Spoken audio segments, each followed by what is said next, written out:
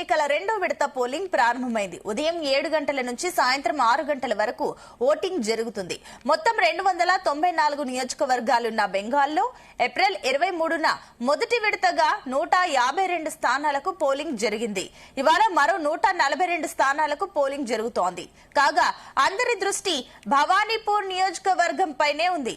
ఇక్కడి నుంచి టీఎంసీ అధ్యక్షురాలు, ప్రస్తుత సీఎం మమతా బెనర్జీ, ప్రస్తుత ప్రతిపక్ష నేత బీజేపీకి చెందిన సువేన్ అధికారి పోటీ పడుతున్నారు.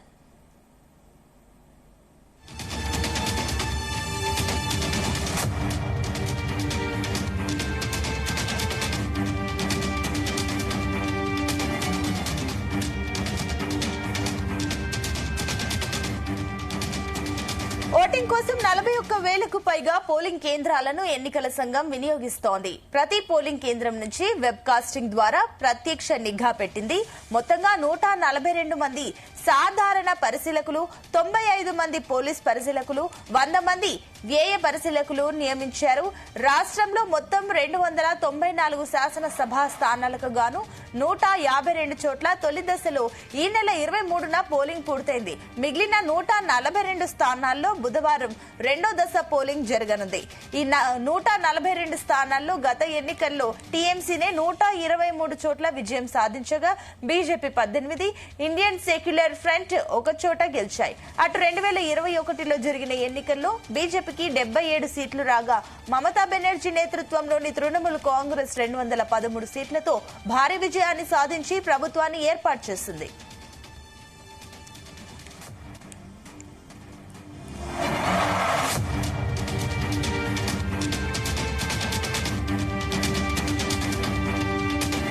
రెండో విడతలో మొత్తం 1,448 మంది అభ్యర్థులు అదృష్టాన్ని పరీక్షించుకుంటుండగా 3.21 కోట్ల మంది ఓటర్లు వారి భవితవ్యాన్ని తేల్చనున్నారు. ఇందులో 1,65,35,627 మంది పురుషులు, 1,57,37,418 మంది మహిళలు, 792 మంది ట్రాన్స్జెండర్లు ఉన్నారు. గత అనుభవాలను దృష్టిలో ఉంచుకొని హింస జరిగే అవకాశం ఉన్న ప్రాంతాలలో ఈసీ భద్రత కట్టుదిట్టం చేస్తుంది. మొత్తం 2,321 కంపెనీల కేంద్ర బలగాలను మోహరించారు. అత్యధికంగా కోల్కతాలో 273 కంపెనీల బలగాలను మోహరించింది. బాంబు దాడులు జరిగే అవకాశాలున్న నేపథ్యంలో ఎన్ఐఏ బృందాలను కూడా ఈసీ రంగంలోకి దించింది.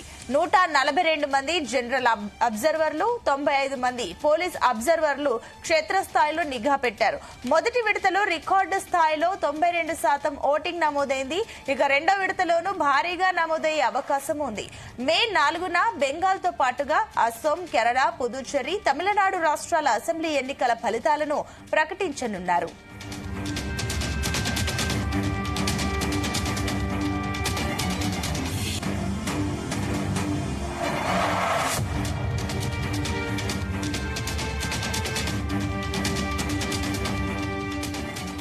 సమస్యాత్మక ప్రాంతాలలో భారీగా భద్రతను మోహరించింది ఎన్నికల సంఘం. అయితే పోలింగ్ కు కొన్ని రోజుల ముందు రాష్ట్రంలో నాటు బాంబులు లభించడం, స్వల్ప పేలుడు ఘటనల నేతృత్వంలో ఈసీ అప్రమత్తమైంది.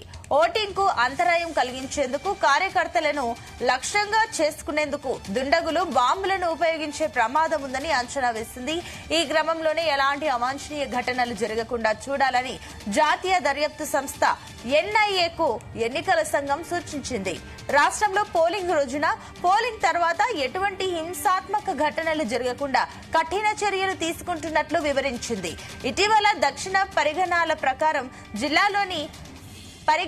జిల్లాలోని బాంబర్ ప్రాంతంలో ఓ ఇంట్లో అనేక నాటు బాంబులను పోలీసులు స్వాధీనం చేసుకున్నారు. కేంద్ర హోంశాఖ ఆదేశాల మేరకు ఈ వ్యవహారంపై కేసు నమోదు చేసిన ఎన్ఐఏ ముమ్మర దర్యాప్తు చేపట్టింది.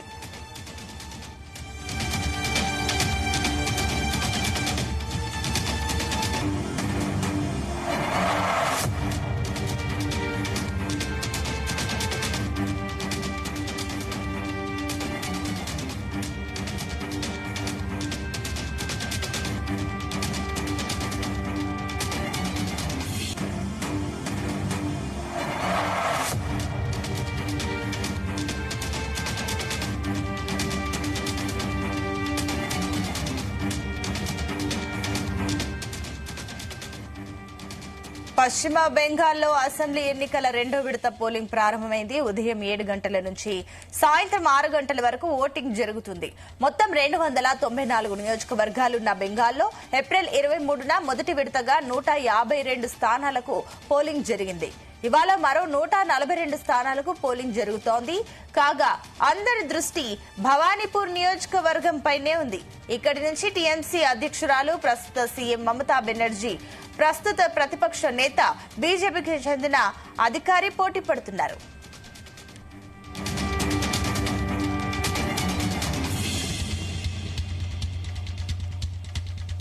ఓటింగ్ కోసం 41,000కు పైగా పోలింగ్ కేంద్రాలను ఎన్నికల సంఘం వినియోగిస్తోంది. ఇక ప్రతి పోలింగ్ కేంద్రం నుంచి వెబ్ కాస్టింగ్ ద్వారా ప్రత్యక్ష నిఘా పెట్టింది. మొత్తం 142 మంది సాధారణ పరిశీలకులు, 95 మంది పోలీస్ పరిశీలకులు, 100 మంది వ్యయ పరిశీలకులను నియమించింది. రాష్ట్రంలో మొత్తం 294 శాసనసభ స్థానాలకు గాను 152 చోట్ల తొలి దశలో ఈ నెల 23న పోలింగ్ పూర్తయింది. మిగిలిన 142 స్థానాలలో బుధవారం రెండో దశ పోలింగ్ జరగనుంది. ఈ 142 స్థానాలలో గత ఎన్నికల్లో టీఎంసీనే 123 చోట్ల విజయం సాధించగా బీజేపీ 18, ఇండియన్ సెక్యులర్ ఫ్రంట్ ఒక చోట గెలిచాయి. అటు 2021లో జరిగిన ఎన్నికల్లో బీజేపీకి 77 సీట్లు రాగా మమతా బెనర్జీ నేతృత్వంలోని తృణమూల్ కాంగ్రెస్ 213 సీట్లలో భారీ విజయాన్ని సాధించి ప్రభుత్వాన్ని ఏర్పాటు చేసింది.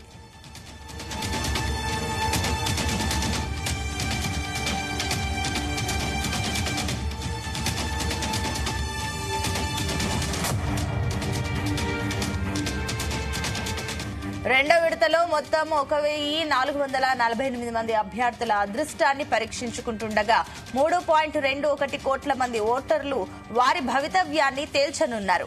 ఇందులో 1,65,35,627 మంది పురుషులు, 1,57,37,418 మంది మహిళలు, 792 మంది ట్రాన్స్జెండర్లున్నారు.